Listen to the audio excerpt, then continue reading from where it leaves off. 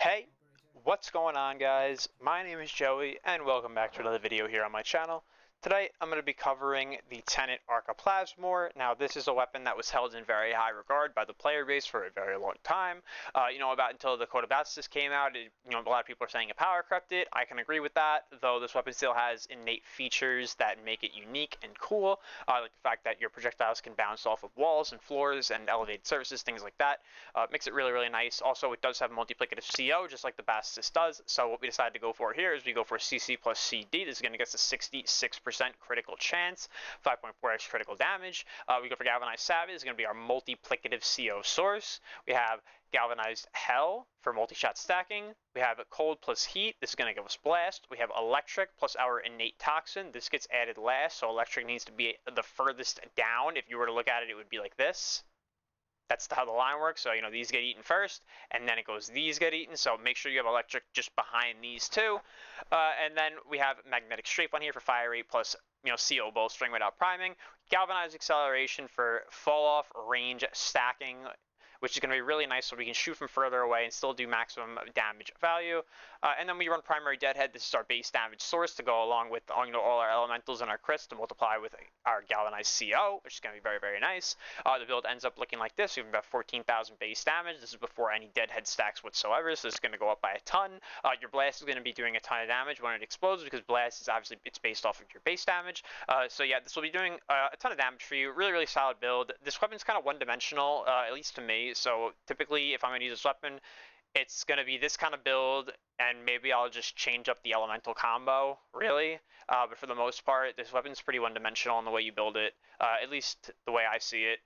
But I'm going to take this into mission now, and I'm going to show you guys. Now, the reason I'm on mag is because, if you guys have been playing for a while, I'm sure you know this weapon excels with mag because, like I said, it can ricochet off of surfaces along with it being a projectile-based weapon. So not only will the bubble preserve the projectile by making it continuously spin, like if you had a projectile with puncture on it, but this one in particular is going to continuously bounce back and forth in the middle of the bubble, so it's really, really nice.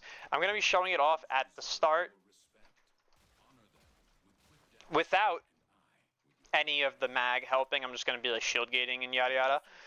But for the most part, I'm just going to be using this, and I'm going to be showing you guys that you guys can use things like Merciless if you want to. For me, I'm just like more of a Deadhead guy.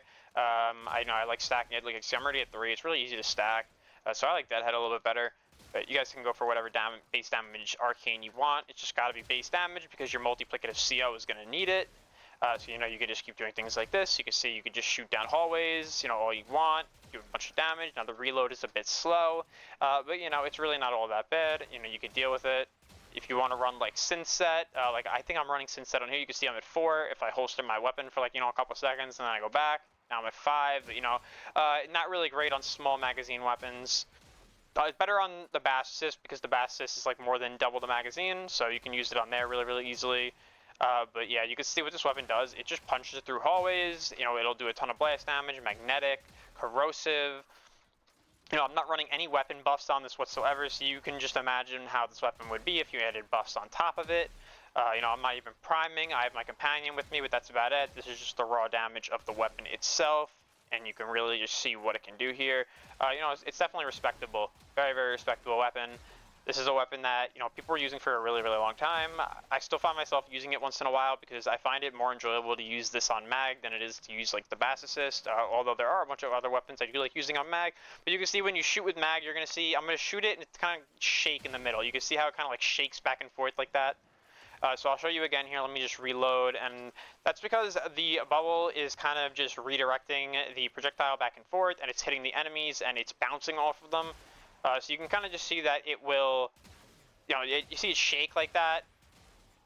So that's going to be constantly re-hitting the enemy. So you're going to be like reprocking your damage on them all the time. So like something like mag on this is really, really good. You could just see it. They're not going to be able to survive this. There's no way they survive like any hits from this while they're in the bubble, as long as it's set up in a good position. But yeah, this is really overall what the build is like. It's really it's not like the most, intuitive thing ever, but the weapon's really, really good. It's got the multiplicative gun code. We got tons of elements on here. We're getting 4 and 8 elements off the gun by itself. The Bass is going to get upwards of 5.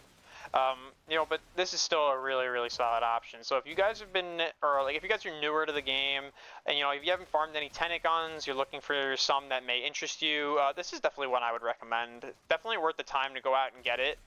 Yeah, you'll have your fun with it. Obviously, in a lot of other scenarios, you'll just find yourself using the Bass Assist. But still, it's, if you're not like a stickler for the meta all the time, though using the most meta thing, this is, I guess really technically not now the most meta thing, really. It was, a couple years back, this was definitely a, top S tier weapon, but now it's been crept by a few other things. But still, overall, it's really, really solid. So I'm just going to leave the mission now because that's really all the showcase I wanted to show for you.